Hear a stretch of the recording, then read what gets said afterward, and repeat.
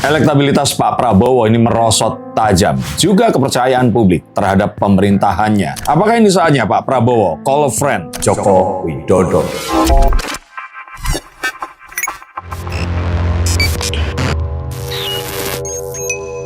Halo Sainsikers, kembali berjumpa bersama saya Denny Darko. Tidak ada yang namanya misteri, yang ada adalah tanda-tanda yang kita semua coba untuk mengerti. Kepercayaan kepada pemerintahan Pak Prabowo ini merosot tajam. Konon katanya sudah di angka 51 atau ya walaupun masih di atas 50%, tapi ini tipis menuju ke setengah dari kepercayaan publik kepada pemerintahan Pak Prabowo. Yang mana ini terus menurun sejak tahun lalu. Sedangkan pemerintahnya baru berjalan 2 tahun saja. Apa yang akan terjadi dan mengapa saya sarankan Pak Prabowo segera menelpon Pak Jokowi untuk minta tips, trik, atau mungkin dukungan dan juga bantuan daripadanya? Mari kita lihat. Mas, ini kan apa ya bahasanya? Pemerintahan Pak Prabowo yang seperti yang kita duga ya, maksudnya sejak awal memang mengutamakan itu apa ya bahasanya, pemerintahan yang tenang gitu. Makanya di kabinet juga banyak orang-orang yang memang mungkin dimasukkan untuk dalam tanda kutip bagi-bagi kue kekuasaan dan lain-lain.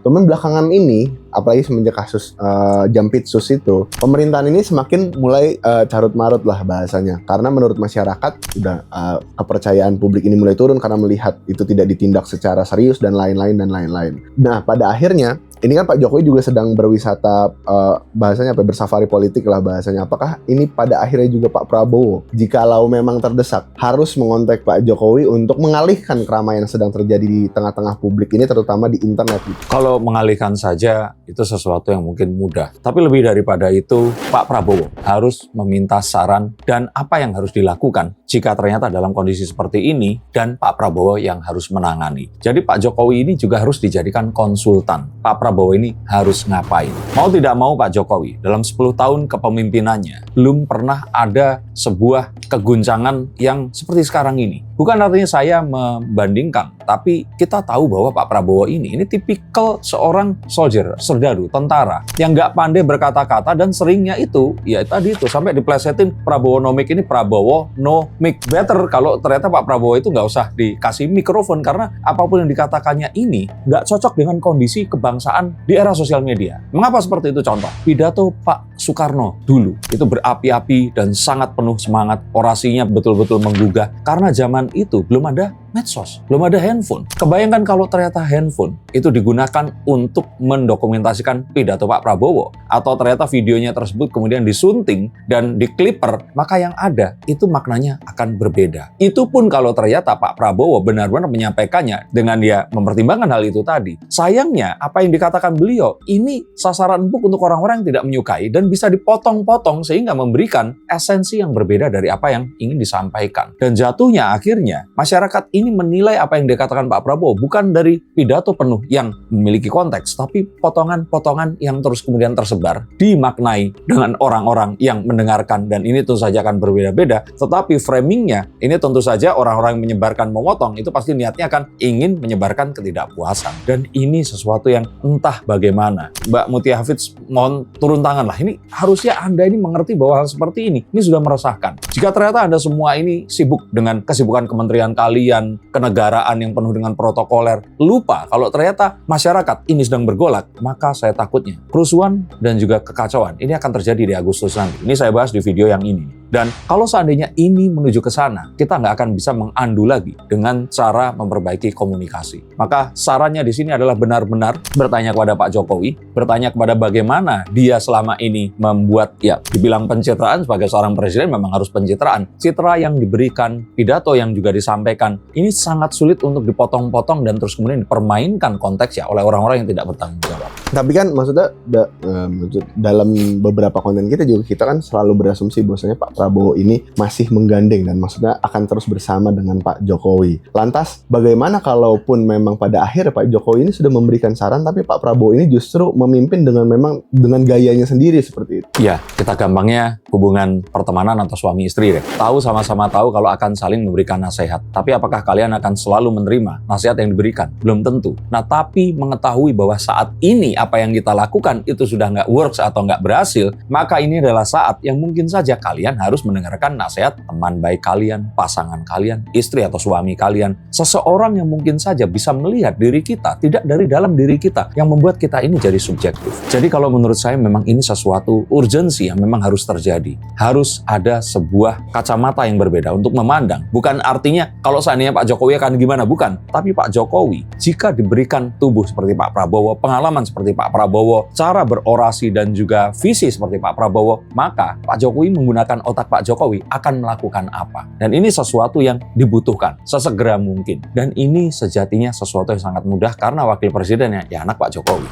Lantas, menurut Mas Denny sampai sekarang, maksudnya sampai sekarang pun kayaknya Pak Prabowo juga belum mempertimbangkan untuk mengambil keputusan itu. Apakah karena memang ini bahasanya karena ideologi Pak Prabowo yang begitu kuat sebagai serdadu, ataupun memang sebenarnya apa ya bahasanya, menurut Pak Prabowo ini masih dalam batas aman aja gitu? Ideologi sebagai serdadu, ya, tapi itu sesuatu yang ya semua orang sudah tahu. Yang bahaya adalah saat beliau mendapatkan sebuah false confidence bahwa ini adalah sesuatu yang masih aman. Padahal, let me tell you, ini sesuatu yang sangat tidak aman. Sesuatu yang sangat-sangat genting sekali karena masyarakat ini sedikit lagi ini akan bertindak. Dan saya di sini tidak fearmongering. Kalian coba tonton semua konten-konten saya, semuanya tentang bagaimana saya mengempasis atau mempromosikan kestabilan dan juga ketenangan. Tetapi apa yang terjadi ini sudah kelewatan. Main polisi-polisian, jaksa-jaksaan, paling tidak masyarakat menduga seperti itu karena tidak adanya sebuah pengungkapan yang terus kemudian cukup adil atau memberikan sense keadilan pada masyarakat. Ini sepertinya menjadi titik puncak gong yang dipukul yang akan jika ini tidak segera dilakukan, maka lawakan-lawakan ini hanya akan membuat masyarakat semakin marah dan akan melakukan demo besar-besaran di Agustus nanti. Dan ingat, saat itu terjadi, bahkan Pak Prabowo pun yang sudah mungkin di-coaching oleh ahli komunikasi atau apapun, itu sudah tidak akan bisa menyelamatkan reputasi beliau. Maka yang paling ditakutkan adalah jangan sampai reputasi beliau ini turun, hilang itu artinya turun secara drastis, dan terjadi kerusuhan yang saya yakin ada seseorang atau sesuatu yang mati di sana. Nah, coba kalian tonton konten yang saya ini tadi, karena saya menjelaskan semuanya dan harapannya ini semua memang tidak terjadi. Mas, atau jangan-jangan ini benar-benar terjadi seperti yang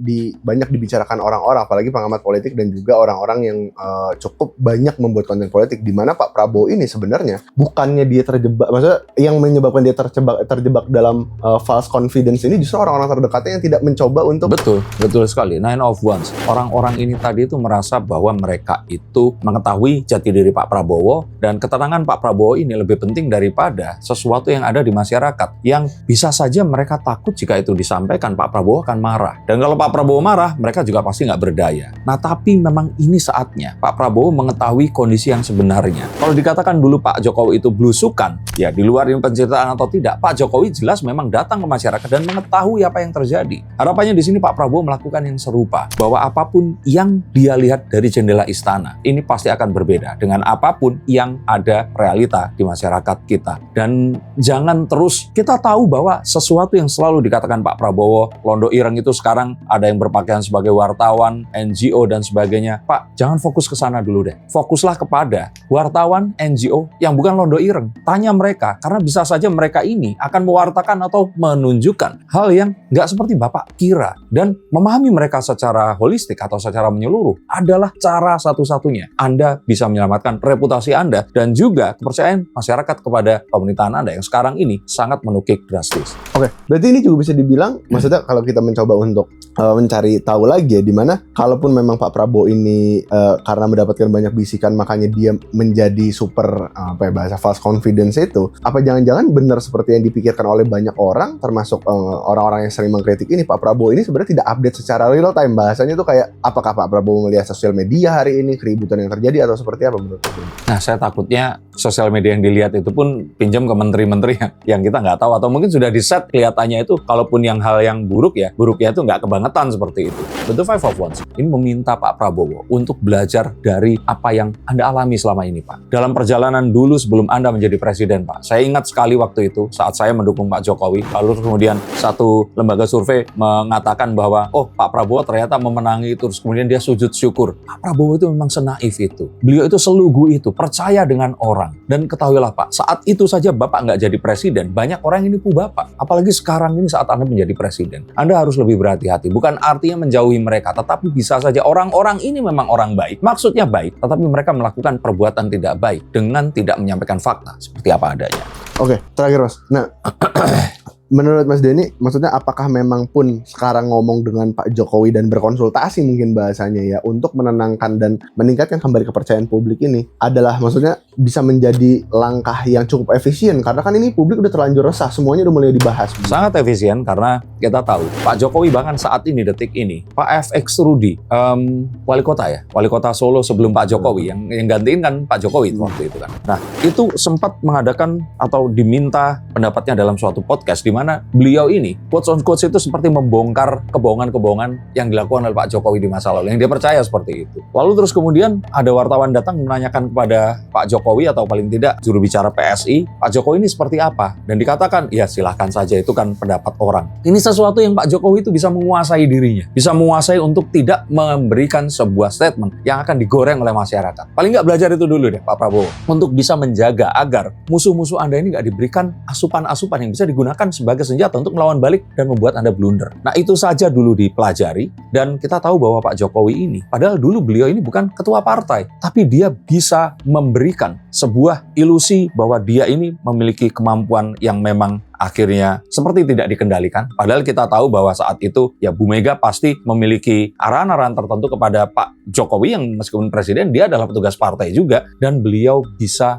memberikan itu dengan baik. Apalagi saat COVID, itu kan gak ada seorang presiden pun mau memimpin di saat COVID yang mana terjadinya pergolakan masyarakat dan juga kekacauan. Itu sangat besar saat itu. Pak Prabowo kalau saya pikir saat ini walaupun ada gangguan dari geopolitik dan yang lain-lain, ini masih sesuatu yang bisa digambar lah, istilahnya bisa di planning dulu dan paling tidak mulai dengan tidak mengucapkan banyak hal yang terus kemudian menimbulkan atau berpotensi memunculkan keresahan di masyarakat. Jika ini bisa dilakukan dan terus kemudian ditambah ya dengan misalkan Pak Jokowi melakukan sesuatu sebagai pengalih perhatian yang saya pikir ini sah-sah saja dalam sebuah pemerintahan, ini akan menjadi sebuah penyelamat. Paling tidak jika ternyata apa yang harus diselamatkan ini adalah reputasi, maka coba mulai dengan menyelesaikan kasus Febri Ardiansyah ini dengan sepenuh hati dan juga memberikan sebuah sense of justice yang memang dibutuhkan oleh masyarakat Indonesia. Bagaimana menurut pendapat kalian? Tuliskan komentar kalian di bawah sini dan sampai jumpa di konten yang berikutnya.